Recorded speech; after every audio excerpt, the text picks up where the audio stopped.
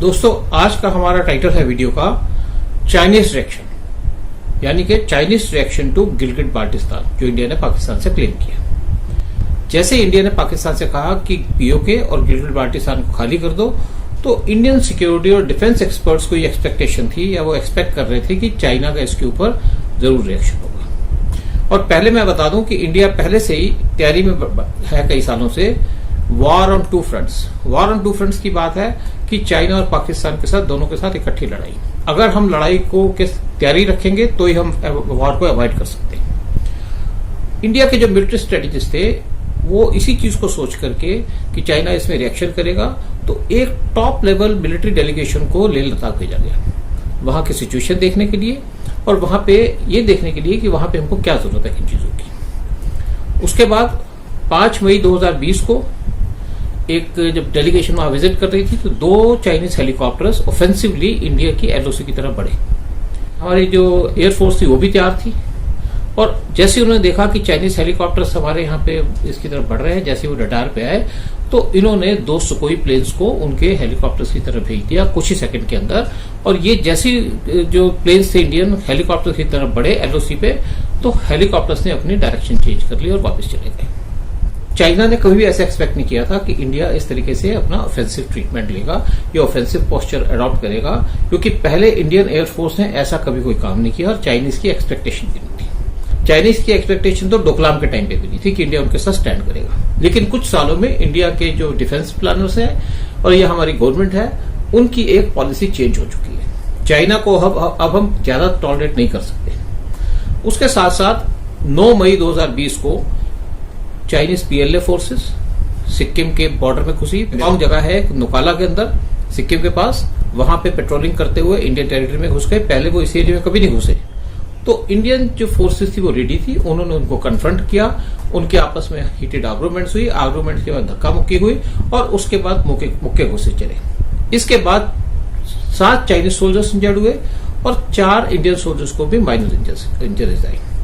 Chinese government ने ये हाल देख करके कि इंडिया किस तरीके से उनके पास आ रहा है, क्योंकि पहली बार वो धमकी दिया करते थे, उन्होंने कहा कि नहीं बॉर्डर पे पीस रखी जाए। और इसके बाद दूसरी तरफ चाइनीज नेवी जो है साउथ चाइना सी के अंदर बड़े एक्टिव चल रही है, वहां पे अपने लोगों को तंग कर रही है, वियतनाम को तंग कर रही है, मलेशिया को तंग कर रही है, दूसरी कंट्रीज को अंदर। और उसके बाद Chinese navy offensively Indian waters में भी घूम रही है, इंडियन ओशन में घूम रही है। दूसरी तरफ इंडियन नेवी ने भी पूरी वॉच रखी हुई है। इंडिया के भी शिप्स जो है, वॉर शिप्स जो है, जो भी हमारे इंपॉर्टेंट कार्गो जा रहा है उसको एस्कॉर्ट करते हैं, और ताकि कोई चाइनीज ऐसी हरकत ना करे। और अगर चाइनीज ऐसी हरकत करेंगे इंडियन ओशन में तो चाइना को बहुत भारी नुकसान होगा। चाइना भी ये चीज समझता है। दूसरी तरफ चाइना ने नेपाल को भड़काया। एक काला पानी का इश्यू है, कुछ हो रहा है, उस पर उन्होंने उनके मीडिया और प्रेस के अंदर आर्टिकल्स देने शुरू कर दिए। साथ साथ उन्होंने उनकी गवर्नमेंट को भी प्रेशराइज किया। आजकल नेपाल के अंदर कम्युनिस्ट गवर्नमेंट है, केपी ओली की। ये और गवर्नमेंट जो है ये टोटली प्रो चाइना। आप समझते हैं कि जो नेपाली कम्युनिस्ट हैं वो तो चाइना की तरफ आएंगे। हमारे इंडियन कम्युनिस्ट जो है वही हमको सपोर्ट नहीं करते, वही हमारे देश के खिलाफ जाते हैं, तो हम नेपाली कम्युनिस्टों से क्या सोच सकते हैं। लेकिन इस बार उन्होंने थोड़ा सा ज्यादा ऑफेंसिव स्टेप ले लिया, उसके बारे में अलग वीडियो से बात करेंगे। लेकिन दूसरी तरफ इंडियन गवर्नमेंट ने भी एक ऑफेंसिव स्टेप लेने का सोच लिया नेपाल के खिलाफ, जो आज तक इंडियन गवर्नमेंट ने लिया। नेपाली क्या कर रहे थे, मलेशिया से पाम ऑयल लेके आ रहे थे और यहां से इंडिया को भेज रहे थे। इंडिया को पता था लेकिन कोई ऑब्जेक्शन नहीं, लेकिन इसके साथ साथ इंडिया ने इमीडिएटली पाम ऑयल की इम्पोर्ट बंद कर दी। और साथ में इंडियन के जो स्ट्रेटेजिस्ट हैं, जो इंडियन प्लानर्स हैं या फॉरेन मिनिस्ट्री में बैठे इंटेलिजेंस लोग हैं, उन्होंने भी बातचीत शुरू कर दी कि अगर नेपाल इस तरीके से वन साइडेड एग्रीमेंट लेगा, वन साइडेड एक स्टेप लेगा चाइना के फेवर में, तो हमें क्या करना है। और पॉसिबिलिटी ये भी है, वो ये भी सोच रहे हैं कि क्या हम बॉर्डर सील कर दें, क्या हम नेपाल के साथ पासपोर्ट का अरेंजमेंट करते हैं। क्योंकि जो भी नेपाली पॉलिटिशियन आज खड़ा होता है, खड़ा होने के साथ अपना अगर उसको स्टेटस बनाया तो इंडिया को गाली देता है। इंडिया से सारे बेनिफिट लेते हैं। नेपाल की टोटल पॉपुलेशन जो है वो 2.8 करोड़ है। 80 लाख जो लोग हैं उनके इंडिया में रहते हैं, और यहीं से उनको मेन इनकम होती है कि यहां से पैसे कमा करके नेपाल को वापस भेजते हैं। तो गवर्नमेंट यही सोच रही है कि ये जो नेपाल के अंदर लोग बैठे हैं, जो एंटी इंडिया स्टेटमेंट्स देते हैं या एंटी इंडिया एक्टिविटीज में इन्वॉल्व हैं, किस तरीके से इनको यहाँ रोका जाए। क्योंकि मीडिया के और पॉलिटिशियंस हैं बहुत इस तरीके के काम करते हैं, और हमारी गवर्नमेंट अब बड़ी सीरियस है इस चीज पे एक्शन लेने के लिए। तो इसके बारे में हम अलग से बात करेंगे आपके साथ। अब दूसरी बात ये आती है कि इस टाइम पे चाइना के साथ कौन है। चाइना के साथ 2.5 कंट्री है। कोई वर्ल्ड में कंट्री चाइना के साथ नहीं चल रही। एक चाइना के साथ चल रहा है नॉर्थ कोरिया, उसके तो उनका साथ ही मानना पड़ता है। दूसरा पाकिस्तान है और दूसरी एक हाफ कंट्री है वो नेपाल है। और ये जो कंट्री चाइना के साथ चल रही है इनका बुरा हाल होने वाला है शुरू कुछ अगले सालों के अंदर या कुछ महीनों के अंदर। और दूसरी तरफ चाइना ने क्या किया है, चाइना ने पाकिस्तान के अंदर एक डैम बनाने का प्रोग्राम साइन किया। पाकिस्तान के अंदर भी नहीं, चाइना ने जो ये प्रोग्राम बनाया वो बनाया, एग्रीमेंट साइन किया गिलगिट बाल्टिस्तान में डैम बनाने का। इस डैम का नाम है डैमर भाषा डैम, इंडस रिवर पे बनेगा और गिलगिट बाल्टिस्तान के एरिया में बनेगा। और ये जो एरिया है ये इंडिया को बिलोंग करता है और इसका जो ओरिजिन है वो है तिब्बत से, इंडस रिवर का तिब्बत से ओरिजिन है। और ये मानसरोवर जो लेक है उसके पास से ओरिजिनेट होती हैं। वर्ल्ड बैंक की तरफ से या एशियन डेवलपमेंट बैंक की तरफ से लोन लेने की, क्योंकि इंडिया की ऑब्जेक्शन थी तो उनको पाकिस्तान को इस पे लोन मना हो गया। उसके बाद पाकिस्तान का डैम नहीं बना। उसके बाद 2018 में पाकिस्तान को फिर चाइना ने कहा डैम बनाने के लिए OBOR के अंदर, लेकिन पाकिस्तान ने इसके लिए मना कर दिया क्योंकि उनके पास पैसे नहीं थे। अभी चाइना ने फिर उनको प्रेशराइज करके ये डैम के लिए राजी किया। और ये डैम बनाने का चाइना का पर्पस ये है कि वो इंडिया को इरिटेट करना चाहते हैं, इंडिया के खिलाफ एक अपना फ्रंट खोलना चाहते हैं। इस डैम का जो टोटल कॉस्ट पड़ रही है वो पड़ रही है $5.8 बिलियन और इसकी कॉस्ट लगता है कि 10 बिलियन तक क्रॉस करेगी। चाइना नॉर्मली पाकिस्तान को लोन देता है 5 से 7% के ऊपर। इसी की वजह से आज पाकिस्तान की इकोनॉमी खराब है। साथ साथ ये डैम जो है ये उम्मीद है कि 2028 तक पूरा हो जाएगा। एक इसका जो एग्रीमेंट साइन किया है वो है frontier works organisation FWO Pakistan की, साथ में चाइनीज कंपनी है उसका नाम है पावर चाइना। और ये जो है 4500 मेगावाट बिजली पैदा करेगा। ये कहा जाता है कि 16,500 लोगों को जॉब देगा। साथ साथ में इसकी वजह से पाकिस्तान का बड़ा इंपॉर्टेंट डैम है तरबेला डैम, उसकी लाइफ बढ़ेगी क्योंकि जो भी यहाँ से सेगमेंटेशन जाती है, सिल्ट जाती है, वो वहां पे डिपॉजिट हो जाती है। इस डैम बनने से वो वहां पे कम हो जाएगी और उस डैम की लाइफ स्पैन ज्यादा हो जाएगा। ये तो एक अलग हुई बात उसकी, और पाकिस्तान के लिए इंपॉर्टेंट है, बिल्कुल ठीक बात है। लेकिन हमारे एरिया में बन रहा है, हम इसको अलाउ नहीं करेंगे। इंडियन गवर्नमेंट इसमें बहुत फर्म है। अब दूसरी तरफ है कि हमारे जो फॉरेन पॉलिसी एडवाइजर्स हैं आज तक वो चाइना की तरफ उनकी बड़ी डिफेंसिव फॉरेन पॉलिसी रही है। चाइना हमारे जो एरियाज हैं, हमारे बॉर्डर डिस्प्यूट्स हैं, वो एक अलग इश्यू है। चाइना हमारे साथ जो पाकिस्तान के बॉर्डर डिस्प्यूट्स है उसके साथ पाकिस्तान को सपोर्ट करता है, उसके साथ जो डिस्प्यूटेड एरिया में डैम बनाने को चला जाता है। और अगर हम कुछ काम करते हैं अपने डिस्प्यूटेड एरिया में तो ऑब्जेक्शन उठाता है। अब हमें चाइना को टोटल इग्नोर और निगलेक्ट करना पड़ेगा और साथ साथ हमको चाइना के खिलाफ डायरेक्ट एक्शन लेना पड़ेगा। और चाइना हमें वहां पे अटैक करता है जहां पे हमको सबसे ज्यादा दर्द होती है, तो हमको भी चाइना के साथ वो करना पड़ेगा जो जहां पे चाइना को सबसे ज्यादा दर्द होती है, यानी कि तिब्बत और तैवान। अब बहुत सी कंट्रीज हैं जो कोशिश कर रही हैं तैवान को हेल्प करने की या तैवान को सेंटर स्टेज में लाने की। उसमें Australia, New Zealand, UK, France, USA और साथ साथ इसमें NATO कंट्रीज भी आएंगी। साथ में जापान और साउथ कोरिया भी आएगा। इंडिया को भी इस फ्रंट पे ज्वाइन करना पड़ेगा, इंडिया को भी इसमें ज्वाइन करना चाहिए ताकि जो तैवान है WHO का मेंबर बने।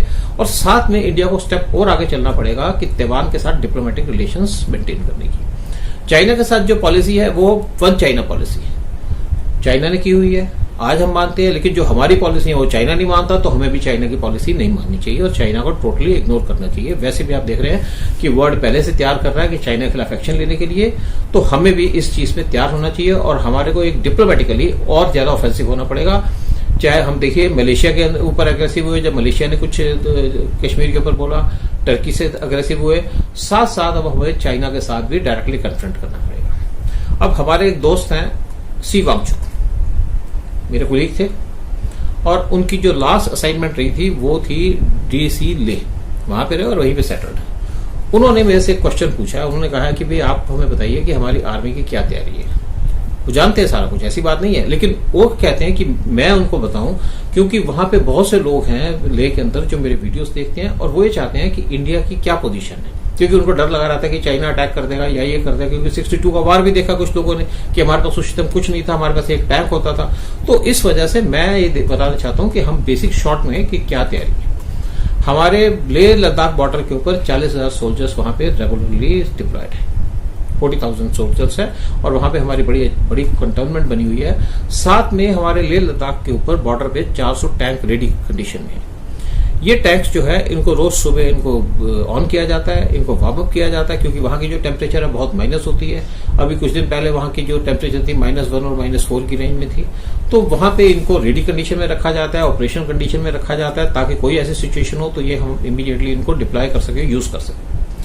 दूसरी बात है, जो ले एयरपोर्ट है उसको स्ट्रेंथन किया गया, उसकी हमें लेंथ भी बढ़ाई गई है, और वहां पे आज की डेट में किसी टाइप का भी प्लेन या हमारे फाइटर प्लेन्स और हमारे ट्रांसपोर्ट प्लेन्स वहां लैंड कर सकते हैं।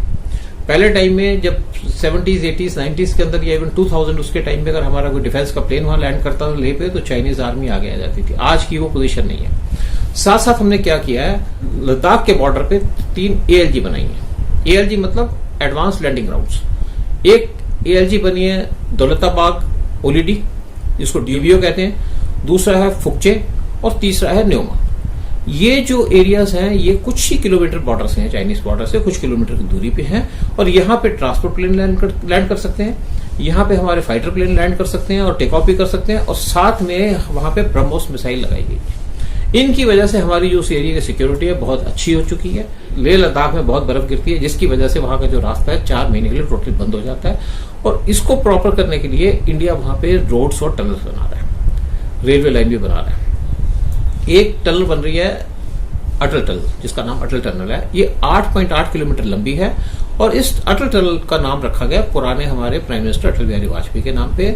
ये जो टनल है ये रोहतांग पास के वहां से बन रही है, ले मनाली हाईवे पे, और ये टनल जो है पूरे 2020 सितंबर में पूरी हो जाएगी। इसकी वजह से हमारा जो वहां पे जो डिस्ट्रक्शन होती है ट्रैफिक की, वो बंद हो जाएगी। दूसरी एक बन रही है जोजिला टनल। इसकी फाउंडेशन है प्राइम मिनिस्टर मोदी ने मई 12, 2018 को ले की थी।